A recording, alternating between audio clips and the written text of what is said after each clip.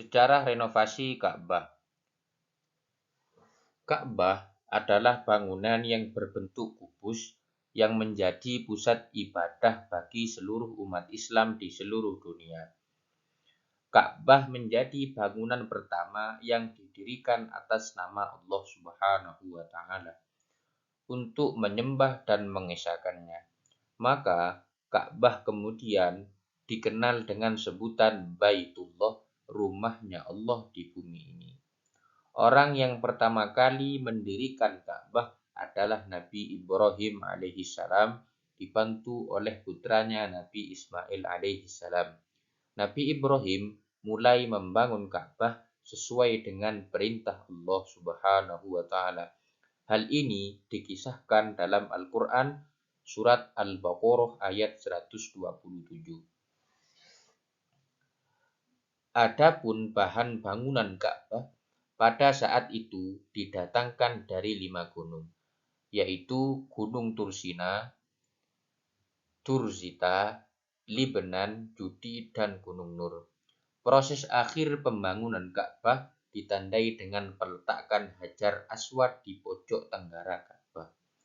Seiring dengan berjalannya waktu, Ka'bah beberapa kali ditimpa bencana seperti banjir dan kebakaran hingga menyebabkan bangunan dan dindingnya rusak dan bahkan hancur. Para ulama sepakat bahwa Ka'bah telah mengalami pembangunan atau rehabilitasi sebanyak 4 kali.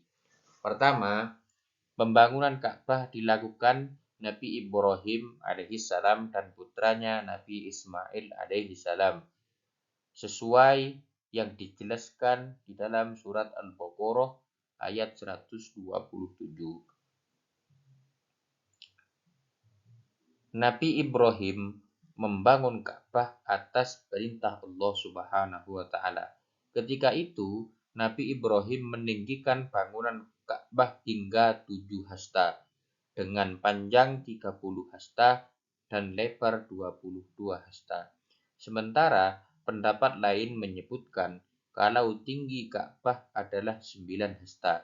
Saat itu Ka'bah belum dilengkapi dengan atap. Kedua, pembangunan Ka'bah dikerjakan kaum Quraisy.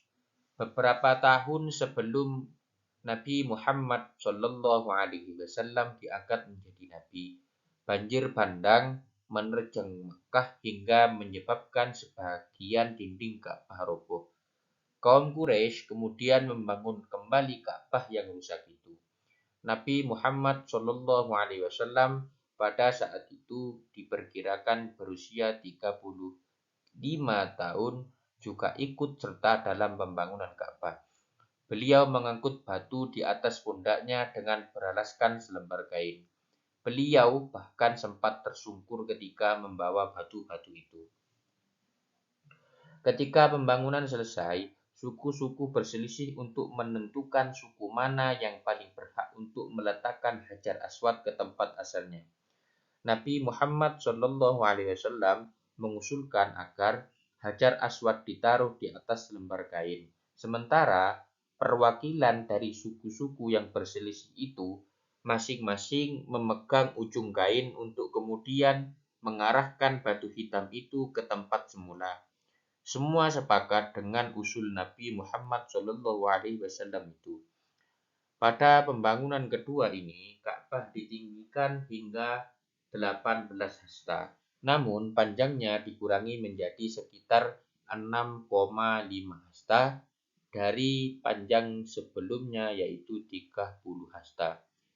Mereka biarkan dalam area Hijr Ismail. Sebetulnya Nabi Muhammad SAW tidak sepakat dengan pembangunan Ka'bah yang dilakukan oleh kaum Quraisy tersebut karena mengubah posisi Ka'bah sebagaimana ketika dibangun Nabi Ibrahim. Namun Nabi Muhammad memilih menahan egonya atas kebenaran sejarah dengan mendahulukan kepentingan masyarakat secara luas. Ketiga, pembangunan Ka'bah pada masa Khalifah Yazid bin Muawiyah. Pada akhir tahun ke-36 Hijriah, pasukan Yazid bin Muawiyah di bawah komando Juhain bin Numair As-Sakuni menyerbu Abdullah bin Zubair dan pengikutnya di Makkah. Peperangan itu menyebabkan sebagian besar dinding Ka'bah roboh dan terbakar. Abdullah bin Zubair meminta saran kepada yang lainnya terkait dengan pembangunan Ka'bah. Apakah dibangun bagian-bagian yang rusak saja atau diratakan semuanya baru kemudian dibangun kembali? Setelah menerima beberapa usulan, Abdullah bin Zubair akhirnya meratakan Ka'bah dengan tanah. Ia kemudian membangun tiang-tiang di sekelilingnya dan menutupinya dengan tirai.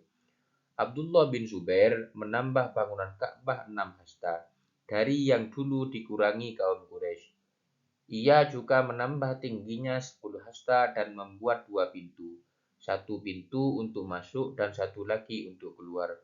Dia berani melakukan ini merombak bentuk dan posisi Ka'bah karena mengikuti hadis Nabi Muhammad SAW. Keempat, pembangunan Ka'bah dilakukan setelah Abdullah bin Zubair wafat. Setelah Abdullah bin Zubair terbunuh, Al-Hajjaj melaporkan kepada Khalifah dinasti Umayyah saat itu, Malik bin Marwan, bahwa Ibnu Zubair telah mendirikan pondasi Ka'bah yang diperselisihkan oleh para pemuka Mekah. Kalau tinggi bangunan yang dia, Abdullah bin Zubair, biarkan saja. Namun panjang bangunan itu yang meliputi Hijr Ismail, kembalikanlah seperti semula.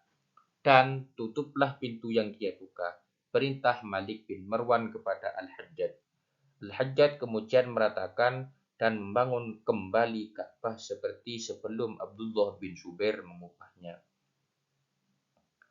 Ada juga yang berpendapat dan mengatakan bahwa pembangunan Ka'bah dilakukan sebanyak 5 kali. Pembangunan pertama dikerjakan oleh Nabi Adam alaihissalam. Pendapat ini didasarkan pada riwayat Al-Baihaqi dari Abdullah bin Umar. Di situ disebutkan bahwa Nabi Adam alaihissalam diperintahkan oleh Allah Subhanahu wa taala untuk membangun rumah baginya. Akan tetapi riwayat ini dhaif karena salah satu rawinya Ibnu Luhai'ah adalah perawi yang dhaif dan tidak bisa dijadikan hujjah. Pendapat lain menyebutkan kalau orang yang pertama kali membangun Ka'bah adalah Nabi Syed alaihissalam. Namun lagi-lagi riwayat ini dhaif.